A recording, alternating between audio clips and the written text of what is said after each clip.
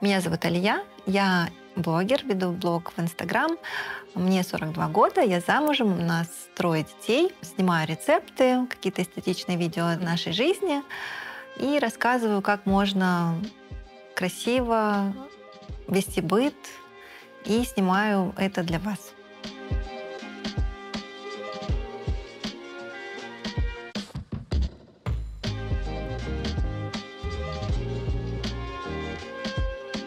Продукты мы в основном покупаем сами, оффлайн. Мы не любим онлайн-заказы какие-то. Раз в неделю мой супруг закупается. Иногда я вместе с ним. Мы в основном ходим в какие-то овощные лавки, бакалейные магазины. Это не какие-то крупные магазины крупных сетей. На самом деле это, наверное, больше как привычка.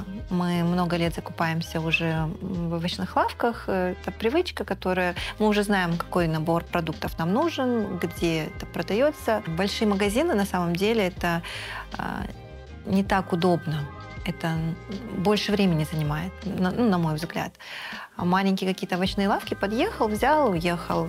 Мясо мы покупаем большими порциями на несколько дней. Я кручу фарш. Я не покупаю готовый фарш никогда. Кручу фарш всегда сама. Это удобно. Делаю заготовки. Показываю, кстати, это часто в Инстаграм у себя. Замораживаю. Но это тоже не на большой период. У нас нету заготовок там на 2-3 месяца. Это буквально на неделю, на 2. Вот сегодня мы закупались. Примерно я посчитала, что у нас выходит в неделю, не считая мяса, где-то 30-35 тысяч в неделю. Чтобы рацион не был однотипным, можно каждый день делать разные салаты. Из того, что есть у меня в холодильнике, я все время могу симпровизировать и приготовить любой салат. Даже если это просто будет капуста и морковка, которые стоят в холодильнике, то это будет классный осенний салат с капустой и морковкой.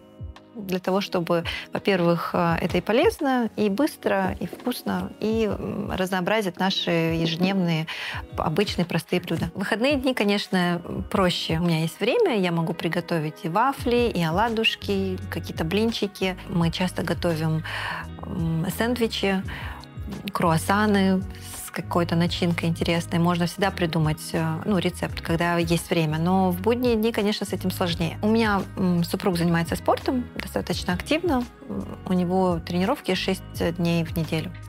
И, соответственно, он нуждается в определенном питании.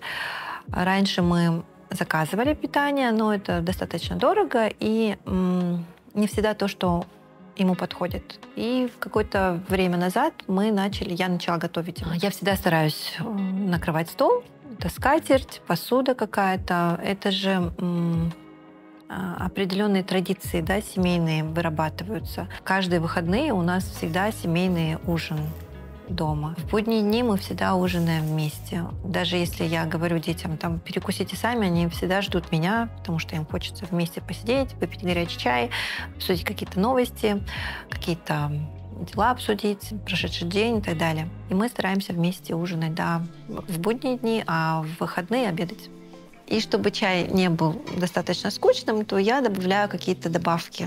Это может быть замороженная малина, клубника, мед, лимон, апельсин, гвоздика, имбирь, нават, все, что есть в холодильнике. И это очень вкусно, полезно и необычно. У многих домохозяек, на самом деле, очень много техники, и она вся стоит, они не пользуются. Но я считаю, что нужно дать второй шанс этой технике для того, чтобы готовить полезные, вкусные блюда для своей семьи и не тратить на это много времени и сил. На самом деле готовка, кухня – это не так сложно и не так тяжело.